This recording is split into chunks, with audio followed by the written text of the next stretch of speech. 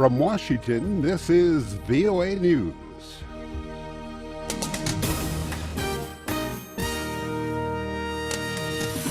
Israel launches a ground attack on Gaza. The U.S. Vice President leaves no doubt about what he thinks happened to a Malaysian jetliner over Ukraine. I'm Ira Mellman reporting the Israeli military launched ground operations in Gaza late Thursday, escalating a conflict with Palestinian militants who have been firing rockets into Israel. As VOA's Gabe Joselow reports, the Israeli military says it's targeting tunnels used by Hamas militants to enter Israel. The Israeli military released a video purportedly showing an Israeli aircraft striking suspected militants trying to enter Israel from Gaza through a tunnel. Daniel Nisman, president of the Levantine political risk consulting group in Tel Aviv, told VOA Israel is sending in a substantial ground force.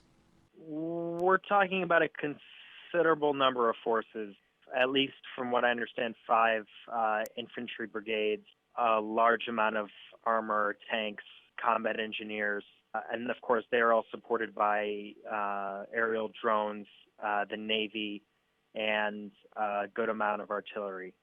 More than 220 Palestinians have been killed in the operations, most of them civilians, while one Israeli has been killed by rocket fire.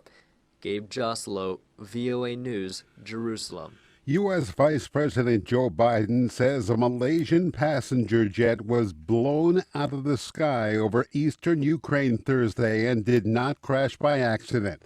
VOA's Pentagon correspondent Jeff Selden says U.S. officials confirmed the plane was hit by a missile, but that it is unclear who fired the missile or whether it came from Russian or Ukrainian territory. The official says the plane was likely deliberately targeted by someone who may have mistaken it for a military transport plane. The Boeing 777 with 295 passengers and crew was flying from Amsterdam to Kuala Lumpur. It crashed in eastern Ukraine's Donetsk region near the town of Shnizy. Witnesses and reporters say body parts and smoldering debris are scattered across a charred field. There are no known survivors. Ukraine accuses pro-Russian separatists of shooting down the plane with a ground-to-air missile. Rebel leaders say a Ukrainian fighter jet brought it down.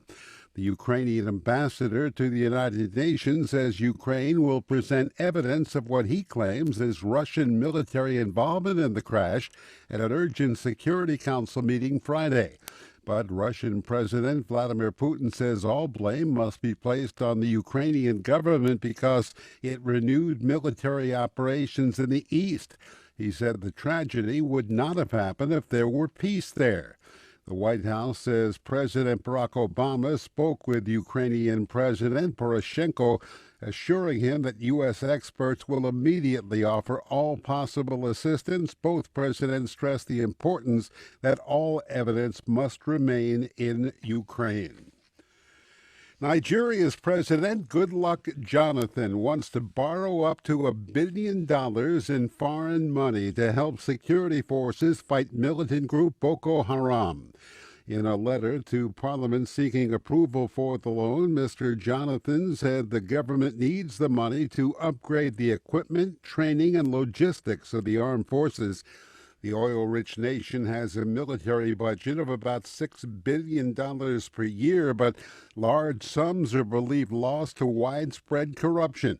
Nigeria has struggled to stop attacks by Boko Haram, which is blamed for thousands of deaths over the past 5 years and kidnapped more than 200 girls from a secondary school in April. The Italian Navy over the past 24 hours has intercepted at least 1,400 refugees on boats crossing the Mediterranean from North Africa. They're seeking asylum in Europe, and their numbers are growing. So far this year, the Italian Navy has rescued 60,000 migrants, far more than the 42,000 in all of 2013. The boats are coming mostly from Tripoli, Libya, but the refugees are from hotspots in North Africa, such as Eritrea, where the UN is investigating human rights violations in conflict areas in the Middle East like Syria. The Italians expect by year-end that the numbers of refugees reaching their shores from North America will top 100,000. Gunmen attacked military checkpoints in Tunisia, killing at least 14 soldiers and wounding 20 others. Tunisia's defense ministry said the attack happened late Wednesday in the Mount Shambi area near the Algerian border, but the soldiers were eating their sundown feast as part of the Muslim holy month of Ramadan. The ministry said the assailants used automatic rifles and rocket launchers. Soldiers have been working in the area to push out al-Qaeda-linked militants. That's the latest world news from VOA.